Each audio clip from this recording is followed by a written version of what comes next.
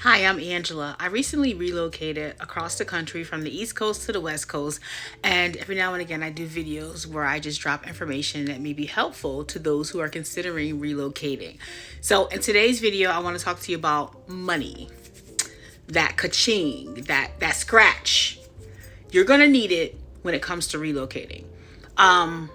So make sure you have it. Now, I don't want to scare you because some people might say they can't afford to relocate and so they won't attempt to do so. I can never tell you exactly how much money it will cost you, but I would just say put a number in your head and then you don't have to double it, but if you think it costs 10,000 to move, then try to have at your disposal 15,000 because there will be so many quirks and things that'll come up. You're going to need that money. And a couple of the things, I'll just talk really quick on this introductory video here about some of the things that you'll need money for. Down payments.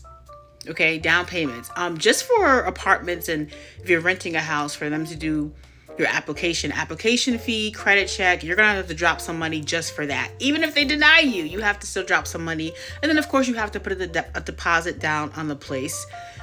You will have to register your car, pay for a new driver's license.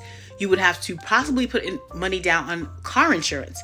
That was the big surprise for me because I already had a car and car insurance with a national company. So I literally called the insurance company and said, hey, I now live here. I need to move my policy. That's not how it works, at least with them. It was, okay, goodbye. You're no longer our customer.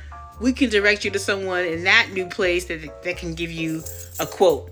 So I had to start all over. Although I was a current customer in good standing, I had to start all over, and they wanted a $900 deposit plus whatever the monthly fee was for insurance.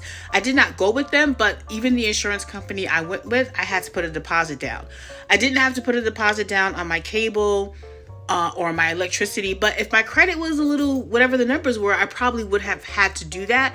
So just be mindful of those kind of fees. I think sometimes we think about maybe, housing deposits and the moving truck, but little things like that. And these things could all be in the hundreds of dollars. So have your money ready. But again, I don't want it to deter you if you are really planning to move. But I'll tell you what my son did, even as a single man with no kids, when he was ready to move for the year leading up to his relocation, he took a second job and stacked that money. So you got to have that moolah, that money ready, baby. And this is the tip for today.